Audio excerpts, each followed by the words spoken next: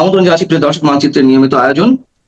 ভারতের প্রধানমন্ত্রী নরেন্দ্র মোদী রুশ প্রেসিডেন্ট ভ্লাদিমির পুতিনের সঙ্গে জরুরি বৈঠক করতে হঠাৎ করে মস্কো যাচ্ছেন, এমন একটা খবর ছড়িয়ে পড়েছে চারপাশে। আর খবরটা ছড়িয়ে পড়ার সাথে সাথেই একটা বড় সন্দেহ তৈরি হয়েছে যে এটা কি সত্যি এবং তিনি কি যুদ্ধের পরিবেশে এই কেন হঠাৎ মস্কো যাবেন। বড় কোনো কারণ আছে কি? বড় কারণ মানে যুদ্ধ এটা ছড়িয়ে পড়বে এবং তার জন্য জোটবন্দি করার জন্যই কি যাচ্ছেন, এই একটা আলোচনা। ওদিকে নেট দুনিয়ায় দাবানলের মতো ছড়িয়েছে আরো এক খবর, ইরানি ক্ষেপণাস্ত্র বা মিসাইল হানা দিয়েছে খোদ আমেরিকার বুকে, টেক্সাসে, নিউ ইয়র্কে, হানা দিয়েছে লন্ডনে। আর এই খবরে পশ্চিমী দুনিয়া ভয়ে কাঁপতে শুরু করেছে। যুদ্ধ কি তাহলে মধ্যপ্রাচ্য পেরিয়ে বিস্তৃত হলো বিশ্বময়? আর পুতিন মোদি সাক্ষাৎ কি সমাসন্ন বিশ্বযুদ্ধের বিষয়ে আলোচনা করার জন্য?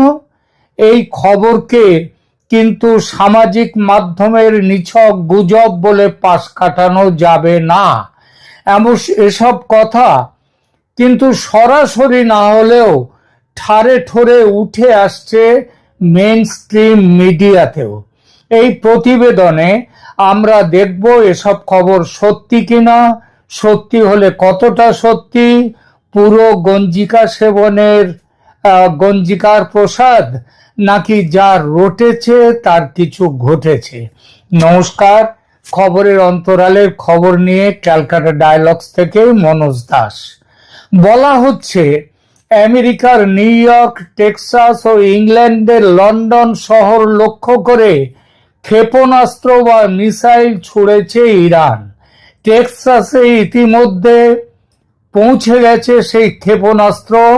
আর নিউ ইয়র্ক এবং লন্ডন, এই দুটো শহর বিশেষ করে ভয়ে আশঙ্কায় সময় কাটাচ্ছে কবে ক্ষেপণাস্ত্রের আঘাত পড়তে পারে তার জন্যে। তাই সাজো সাজো রব পড়ে গেছে আমেরিকায় ও ইংল্যান্ডে এবং তার সঙ্গে সারা পশ্চিমী দুনিয়ায়। এই খবরের সত্যতা বা সম্ভাব্যতা দেখতে গেলে আমাদের প্রথমে দূরত্বের ব্যাপারটা দেখতে হবে। ইরান থেকে লন্ডনের দূরত্ব আকাশপথে ৪,৪০০ কিলোমিটার, যা ইরানের বর্তমান দীর্ঘ পাল্লার যে ক্ষেপণাস্ত্রগুলো রয়েছে, যেমন খোরামশাহের বা খোরামশাহের ৪, যার পাল্লা ২,৫০০ কিলোমিটার পর্যন্ত, তাহলে লন্ডন কিন্তু সেই সীমার বাইরে। আর নিউ ইয়র্ক বা টেক্সাস তো প্রায় ১০,০০০ কিলোমিটারের বেশি দূরে। ইরানের কি এত দূরপাল্লার মিসাইল আছে? আগে যা জানা ছিল সারা পৃথিবীর কাছে, সেটা হলো ইরানি মিসাইলের সর্বোচ্চ রেঞ্জ ২,৫০০ কিলোমিটার। সেই হিসেবে লন্ডন তো ধরা ছোঁয়ার বাইরে। তাহলে কেন লন্ডনে ক্ষেপণাস্ত্র পৌঁছবার কথা কিংবা নিউ ইয়র্ক, টেক্সাসে ক্ষেপণাস্ত্র যাওয়ার কথা কেন আসছে? বিশেষত কথাও খবরে আসছে যে টেক্সাসে ইতিমধ্যে ক্ষেপণাস্ত্র পৌঁছে গেছে। তাহলে সেটা কিভাবে এইগুলো হয়? দেখুন, এই ২,০০০-২,৫০০ কিলোমিটার, এটা সারা বিশ্বের জানা ছিল এর আগে যে ইরানি মিসাইলের ক্ষমতা এত দূর। কিন্তু ভারত মহাসাগরে অবস্থিত প্রধান মার্কিন সামরিক ঘাঁটি দিয়েগো গার্সিয়া লক্ষ্য করে ২টি মিসাইল ছুড়েছে ইরান মাত্র দিন ৫ আগে। যদিও শেষ মুহূর্তে মিসাইল দুটো ধ্বংস করে ফেলেছে মার্কিন ইন্টারসেপ্টর, কিন্তু সেই ঘটনায় দুনিয়া এই বার্তা পেয়ে গেল যে তেহরান থেকে ভারত মহাসাগরের দিয়েগো গার্সিয়া দ্বীপ, যার আকাশপথের দূরত্ব প্রায় 4500 কিলোমিটার, সেই পথ অতিক্রম করেছে ইরানি মিসাইল অতিক্রম করেছে। তাহলে সেটা যদি করতে পারে তো লন্ডন তো আছেই তার সীমার মধ্যে। আর যদি ইরানি মিসাইল যদি সেটা গিয়েছে তো বটেই, তাহলে সেটা কি আইসিবিএম মানে ইন্টারকন্টিনেন্টাল ব্যালিস্টিক মিসাইল, সেটা কি আছে ইরানের হাতে? এটা কিন্তু সারা বিশ্ব এর আগে জানতো না, কিন্তু প্রমাণ হয়ে যাচ্ছে সেটা আছে ইরানের কাছে। ইরানের বর্তমানে পরিচিত দূরপাল্লার ক্ষেপণাস্ত্রগুলো যেমন খোরামসার 4 বা সেজিল, এদের পাল্লা আগেই বলেছে 2500 কিলোমিটারের মতো। অর্থাৎ দিয়েগো গার্সিয়ায় সরাসরি আঘাত আনতে হলে ইরানকে আরো উন্নত এবং অন্তত 4500 কিলোমিটার পাল্লার মধ্যম বা দীর্ঘ পাল্লার ব্যালিস্টিক মিসাইল ব্যবহার করতে হবে। সেটা আইসিবিএম হতে পারে, আইআরবিএম হতে পারে। শুধু তাই নয়, তেহরান থেকে দিয়েগো গার্সিয়া যেতে হলে মিসাইলটিকে ওমান সাগর এবং আরব সাগরের ওপর দিয়ে অনেকটা পথ পাড়ি দিতে হবে। এই দীর্ঘ আকাশ পথে মার্কিন এবং মিত্র দেশগুলির শক্তিশালী ঘাঁটি আছে, তাদের শক্তিশালী অ্যান্টি মিসাইল ডিফেন্স সিস্টেম আছে, যেমন এজিস বা থার্ড, সেগুলো সক্রিয় আছে। সেগুলো পেরিয়ে ইরানি মিসাইল অতটা পথ পাড়ি দিল কোন গোপন সূত্রে বা কোন গোপন টেকনিকের উপরে নির্ভর করে, সেইটা বিশ্বের চোখে কিন্তু একটা ঘুম কেড়ে নিয়েছে। কেন দিয়েগো গার্সিয়া গুরুত্বপূর্ণ? তার কারণ এটি ভারত মহাসাগরে আমেরিকার অন্যতম প্রধান সামরিক এবং লজিস্টিক হাব। এখান থেকেই মধ্যপ্রাচ্যে মার্কিন বিমান বাহিনী তাদের বড় ধরনের অপারেশন পরিচালনা করে। ফলে ইরানের জন্য এটি একটি সংবেদনশীল লক্ষ্যবস্তু এবং ইরান সেই লক্ষ্যবস্তুতে আঘাত করবার জন্য মিসাইল নিক্ষেপ করেছে। এত দূরে হামলা চালাতে দরকার আন্তঃমহাদেশীয় ব্যালিস্টিক মিসাইল, যা ইরানের অস্ত্রাগারে আছে বলে এখনো পর্যন্ত কোনো আন্তর্জাতিক সংস্থা নিশ্চিত করেনি। কিন্তু নিশ্চিত না করলেও সেটা যে আছে সেটা তো দেখা গেল, আর পশ্চিমী দুনিয়াতে ভয় ছড়িয়েছে। ইরান মূলত হামলা এতদিন চালিয়েছে মধ্যপ্রাচ্যে অবস্থিত মার্কিন ঘাঁটি এবং ইসরায়েলের ওপর। টেক্সাস বা লন্ডনের ঘটনাটা কি?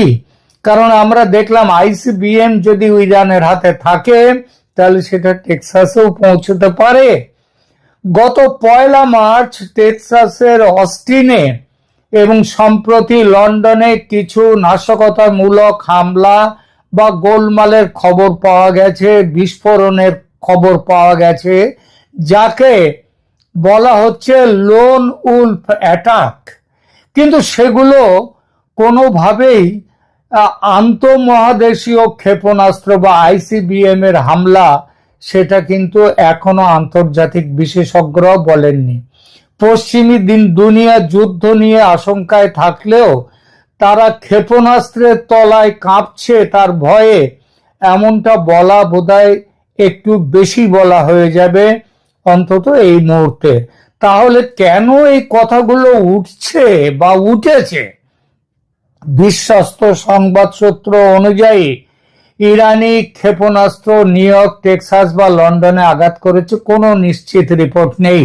নিউ ইয়র্কে যেটা হয়েছে সেটা হচ্ছে কি, তাহলে নিউ ইয়র্কের নাম কেন উঠে এলো? তার কারণ হলো সম্ভাব্য ঝুঁকির কারণে। কার কাছ থেকে ঝুঁকি? ইরানের কাছ থেকে। সেই ঝুঁকির কারণে নিউ ইয়র্ক পুলিশ ডিপার্টমেন্ট অতিরিক্ত টহল নিরাপত্তা জোরদার করেছে। তারা তাদের এরিয়াল অর্থাৎ আকাশ পথেও তারা তাদের পরিস্থিতিগুলোকে ওপরে অত্যন্ত বেশি নজর দিয়েছে। এসব খবর কিন্তু কোনো সোশ্যাল মিডিয়ার নয়, মেইনস্ট্রিম মিডিয়ার। একই এইসব মেইনস্ট্রিম মিডিয়ার একই প্রতিবেদনে বলা হয়েছে শহরের বিরুদ্ধে নির্দিষ্ট কোনো হুমকির তত্ত্ব ছিল না বটে, তাহলেও প্রশ্ন উঠছে এতটা অতিরিক্ত নিরাপত্তা ব্যবস্থা গ্রহণ কেন? আর টেক্সাসের ক্ষেত্রে তো একটা বড় জিনিস তো ঘটেছে।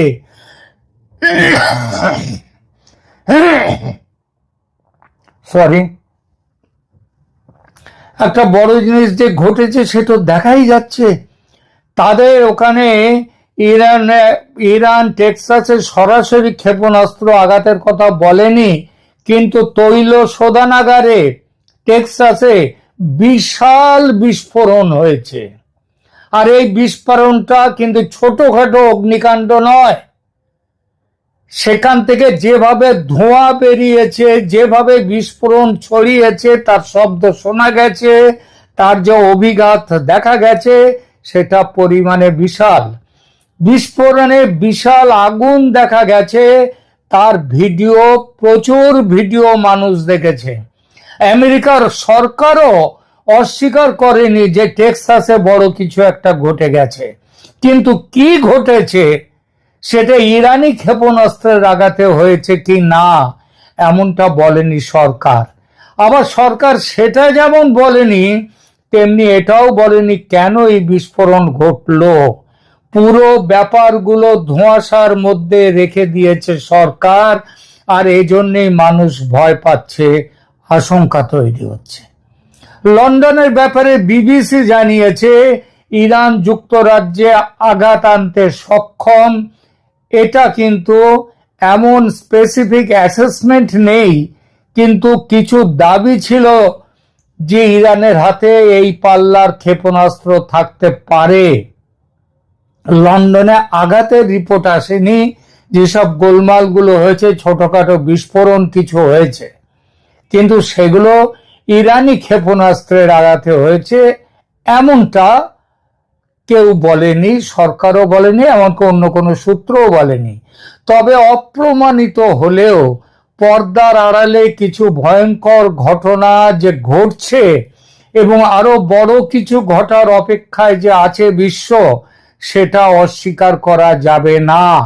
তার একটা বড় কারণ, ইরানের সঙ্গে সমঝোতা করে যে কোনোভাবে যুদ্ধবিরতি ঘটাতে এত ব্যস্ত হয়ে পড়েছে আমেরিকার প্রেসিডেন্ট ট্রাম্প সাহেব, যেই প্রশ্নগুলো উঠে আসছে যে কেন এত ব্যস্ততা।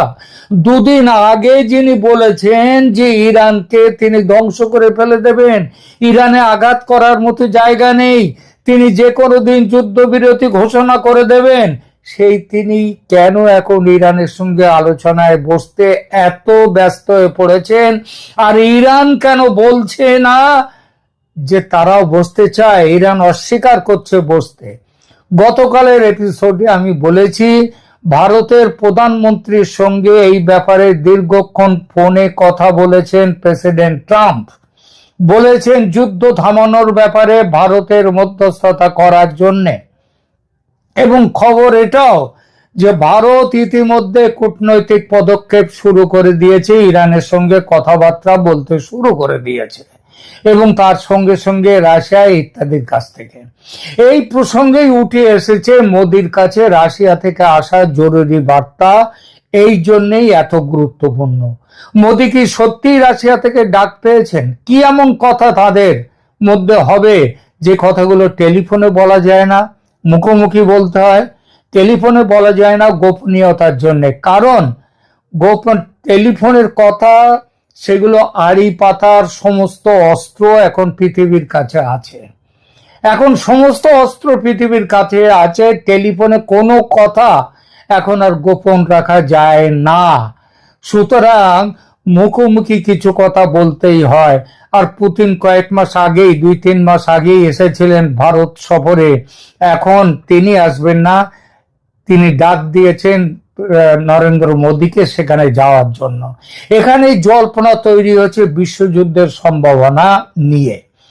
রাশিয়ার পররাষ্ট্রমন্ত্রী সের্গেই লাভরভ গত 23 মার্চ, দুদিন আগে তিনি নিশ্চিত করেছেন যে প্রধানমন্ত্রী মোদী খুব শিগগির রাশিয়া সফরে আসছেন। গুরুত্বপূর্ণ হলো এই খুব শিগগির শব্দটি নিয়ে। এটি একটি পূর্ব নির্ধারিত দ্বিপাক্ষিক সফরের অংশ হলে এ কথা এমনভাবে বলা হয় না। আর এই ধরনের কোনো কথা ঠিকও ছিল না যে মোদি শীঘ্রই রাশিয়া সফরে যাবেন। কিন্তু হঠাৎ করে এই ঘোষণা তাহলে কেন? এরকম কথা তো আগে শোনা যায়নি। বর্তমান ইরান ইসরায়েল আমেরিকা উত্তেজনার প্রেক্ষাপটে এই সফরের গুরুত্ব বহুগুণ বেড়ে গেছে। এস জয়শঙ্কর, ভারতের পররাষ্ট্রমন্ত্রী, তিনিও সম্প্রতি জানিয়েছেন যে ভারতের কৌশলগত স্বায়ত্তশাসন বজায় রাখতে রাশিয়ার সাথে সম্পর্ক রাখা অত্যন্ত জরুরি। কথাটা খেয়াল করবেন। কৌশলগত স্বায়ত্তশাসন কোন সময় কথাটা উঠছে? যখন মধ্যপ্রাচ্য জ্বলছে, যখন পশ্চিমী দুনিয়া ভয়ে কাঁপছে, সেই সময়। কেন যাচ্ছেন প্রধানমন্ত্রী মোদি রাশিয়া সফরে? প্রধানত বলা হচ্ছে জ্বালানি নিরাপত্তা, অপরিশোধিত তেল, কোডানকুলাম পারমাণবিক প্রকল্প এবং দ্বিপাক্ষিক বাণিজ্য $100 বিলিয়ন নিয়ে যাওয়ার লক্ষ্যে এই আলোচনা। তবে পর্দার আড়ালে মধ্যপ্রাচ্যের পরিস্থিতি নিয়ে আলোচনা হওয়াটা কিন্তু অস্বাভাবিক নয়, বরং সেটাই স্বাভাবিক। দেখা যাক আগামী দিনে কিন্তু বড় কিছু যে হতে পারে, হয় যুদ্ধ থেমে যেতে পারে, ভারত কূটনৈতিক তার যে বার্তা, কূটনৈতিক গতিবিধি সেগুলো জোরদার করে দিয়েছে ইতিমধ্যে। এমনও হতে পারে মোদি রাশিয়া যাচ্ছেন এই ব্যাপারে কথা বলবার জন্য। কারণ একটা খবর আপনাদের কাছে হয়তো আছে ইতিমধ্যে যে ইরানের বর্তমান সর্বোচ্চ ধর্মীয় নেতা মোস্তাফা খামেনি, তিনি আঘাতপ্রাপ্ত হয়ে, আহত হয়ে তিনি মস্কোতে আছেন। তিনি চিকিৎসায় আছেন রাশিয়াতে, এবং সেখানে গিয়ে এমনও হতে পারে যে পুতিনের সঙ্গে, খামেনির সঙ্গে, মোস্তফা খামেনির সঙ্গে নরেন্দ্র মোদী সরাসরি সামনাসামনি কথা বলতে পারেন। তার কিন্তু একটা বড় সম্ভাবনা আছে। সুতরাং যুদ্ধ যে হবেই এ কথা যেমন বলা যায় না। ইরানের হাতে ICBM আছে, ইন্টারকন্টিনেন্টাল ব্যালিস্টিক মিসাইল আছে, তার প্রমাণ মিলেছে দিয়েগো গার্সিয়াকে আঘাতের ফলে। সুতরাং আমেরিকা এখন, যে কথাটা আগে আমি অনেকবার বলেছি যে চাপে না পড়লে বিড়াল গাছে ওঠে না, ট্রাম্প সাহেবের এখন সেই অবস্থা। তার হুমকির ভাষা মুখ থেকে চলে গেছে। আর কাউকে নতুন করে হুমকি দিচ্ছেন না, ইরানকেও দিচ্ছেন না। কারণ সামনে তার জন্যে তার ভেতরে ভয় ঢুকে গেছে। এই ভয় সামরিক ভয় যত, তেমনি ভয় অর্থনৈতিক ভয়। এখনকার মতো এই পর্যন্ত। দেখা হবে পরের ভিডিওতে। আমাদের এই আলোচনা ভালো লাগলে অবশ্যই সাবস্ক্রাইব করুন আমাদের চ্যানেল ক্যালকাটা ডায়ালগস। কমেন্ট করে মতামত জানান আপনাদের কেমন লাগছে আমাদের এই সমস্ত জিও পলিটিক্স নিয়ে আলোচনা। এখানেই রাখছি। ধন্যবাদ।